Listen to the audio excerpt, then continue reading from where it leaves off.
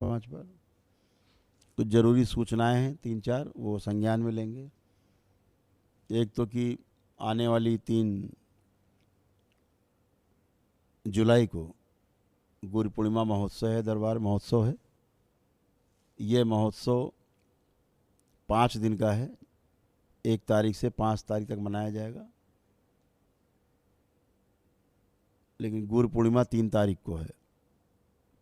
उत्सव महोत्सव जो है वो 1 तारीख से 5 तारीख तक है। तो अपने अनुसार कार्यक्रम बनाएंगे दरबार आने का। सभी भक्त बाबा के सम्मान में, जितने दीक्षित हैं, तंत्र दीक्षित और मंत्र दीक्षित लोग भी आएंगे। जो दीक्षा लेना चाहते हैं वो तो आते ही हैं, आना होगा। दूसरा, आपको पहले ही बताया गया कि माँ की तस्वीर जिसके यहाँ भी है, माता कामाख्या की तस्वीर, उसको सूती लाल वस्त्र से ढक के रखेंगे। 22, 23, 24 और 25 इन 4 दिनों माँ का पूजन नहीं होगा। 22 को पूजन करके और ढक देना है तस्वीर को लाल वस्त्र से, और 26 तारीख को प्रातःकाल, जब आपको अभी बताया जाएगा, बीच में मेरे द्वारा सूचना दी जाएगी, उस समय माँ का पूजन अर्चन करके, भोग लगा करके, माँ के पट, माँ का जो वस्त्र हटाएंगे, स्नान आदि करा के, श्रृंगार करा के, और उनके सम्मान में भोग आदि लगा करके और पूजन कर सकेंगे। फिर ये पूजन चलता रहेगा। जो लाल वस्त्र माँ पर रहेगा, इसको खास तौर से महिलाएं इस वस्त्र को उतार के अपने पास रख लेंगी, तिजोरी में या अपने बॉक्स में, अटैची में, कहीं पर भी। ये बहुत ही काम का वस्त्र होगा, जिसके बारे में बाद में आपसे चर्चा करेंगे।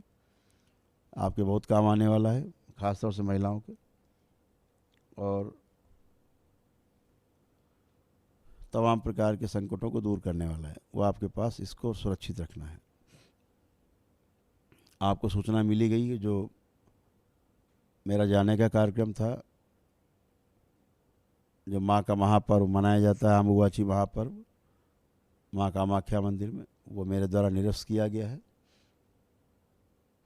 वहाँ के मंदिर प्रशासन से, ट्रस्ट से, वहाँ के पंडित पुजारियों से मेरे द्वारा आग्रह भी किया जा चुका है कई बार कि मंदिर परिसर, यानी मंदिर के क्षेत्र में होने वाली जो बलि प्रथा है, क्रूरता है, निरीह जीवों की जो हत्या हो रही है, बलि हो रही है, धर्म के नाम पर यह की हिंसा हो रही है, मूर्खता और मूढ़ता की हद हो रही है, जिसका दुष्प्रभाव हमारे जाने वाले वहाँ भक्तों पर पड़ता है, उनके परिवार पर पड़ता है, उनके बच्चों, महिलाओं पर पड़ता है उसका असर, और इसके दूरगामी दुष्परिणाम हैं, गंदी स्मृतियाँ बनती हैं। तो वो बलि जो होती है, उसके विरोध में हम लोगों ने वहाँ जाने का कार्यक्रम निरस्त कर दिया है। माँ इस बलि से अत्यंत अप्रसन्न और क्रोधित है। इस प्रकार की बलियाँ, कोई भी बलि, किसी जीव की बलि माँ स्वीकार नहीं करती है, ध्यान रखें। माँ सबकी माँ है, सब में माँ है, और सबकी माँ है। हमार माँ, सवार माँ, सबकी माँ है। इसलिए माँ कभी किसी जीव की हत्या स्वीकार नहीं करती। ऐसा करने वालों को भयानक दंड देती है, और उसके अनुसार कर्म भोग तय होते हैं।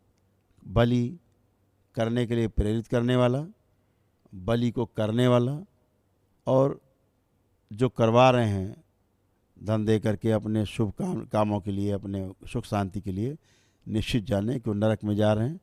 कहीं कोई सुख शांति नहीं। सारी बलि दैत्यों को जाती है, और ये दैत्य फिर आपको नोचते खाते हैं, फिर आप और तंग होते हैं, फिर माँ को दोष देते हैं। तो माँ इस बलि से एकदम अप्रसन्न, एकदम ये बलि प्रथा बंद हो, ऐसा दरबार का संदेश है कि हम आपके किसी के भी मांस खाने का विरोध नहीं करते, किसी के खान पान में हम लोग अवरोध नहीं पैदा करते। जिसको जो खाना पीना खाए पिए, उससे मेरा कोई विरोध नहीं है। लेकिन मंदिर क्षेत्र में होने वाली जो बलि प्रथा है, जहाँ पर बच्चे ये ना सीखें कि इस प्रकार का कृत्य हमारे धर्म में आता है और वो हिंसा करने लगें, क्योंकि हमें मंदिर से दिशा मिलती है, जीने की दिशा मिलती है। तो हमारे बच्चे उस प्रकार से कोई दिशा ना पाएँ जो गलत दिशा हो, और पूरे वंश का, पूरे कुल का नाश हो। इसलिए बलि प्रथा मंदिर क्षेत्र में होने वाली बंद होनी चाहिए। बाहर क्या होता है, कौन क्या खाता पीता है, इससे हमारा कोई भी विरोध नहीं है। जो मांसाहारी हैं उनसे मेरा कोई विरोध नहीं है। तो इस बात को ध्यान में रखते हुए हम लोगों ने वहाँ जाने का कार्यक्रम निरस्त किया था। वो निरस्त रहेगा और जब तक बलि प्रथा बंद नहीं हो जाएगी माँ कामाख्या मंदिर में, परिसर में, क्षेत्र में, तब तक हम लोग मंदिर में प्रवेश नहीं करेंगे। इसलिए हम सभी बलि प्रथा को बंद करने के लिए अभियान चला रहे हैं, अभियान चलाएंगे आगे।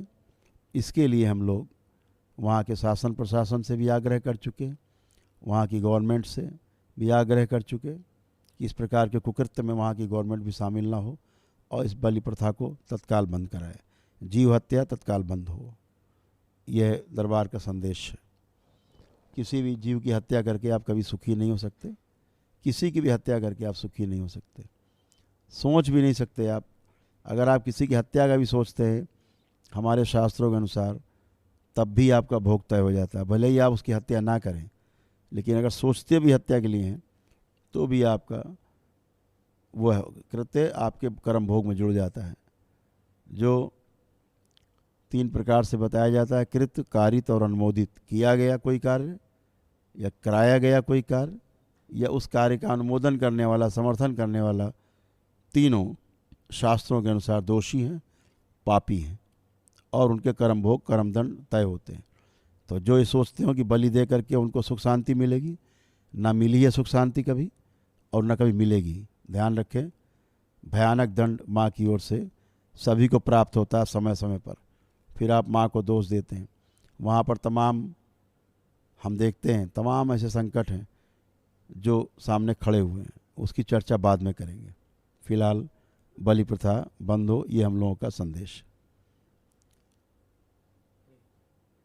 तो अपने अपने अनुसार कार्यक्रम बनाएंगे और शनिवार को पुनः होने वाले संकल्प में सभी लोग मिलेंगे। दरबार 22, 23, 24 और 25 4 दिन माँ के पट बंद हैं, दरबार बंद है। केवल बाबा के दरबार में पूजा होगी भगवान भोलेनाथ का, जो प्रतिदिन प्रातःकाल 3:30 पौने 4 बजे से जो रुद्राभिषेक शुरू होता है प्रतिदिन, वो वैसा ही रहेगा। दिन में होने वाले सभी रुद्राभिषेक वैसे ही रहेंगे, चलेंगे। बाबा के दरबार में होने वाले हवन सब वैसे ही चलेंगे। आरती बाबा के दरबार में होने वाली सब वैसे ही चलेंगी। सभी कार्यक्रम पूर्वानुसार चलते रहेंगे। केवल माँ के पट बंद रहेंगे, माँ का पूजा अर्चन बंद रहेगा। इस बात को अपने संज्ञान में लें। इसी के अनुसार अपना आपके मंदिर में भी आप सभी का पूजन करें, केवल माँ का पूजन आपको नहीं करना है, ये ध्यान रखें। हरिहर। मिलते हैं शनिवार को।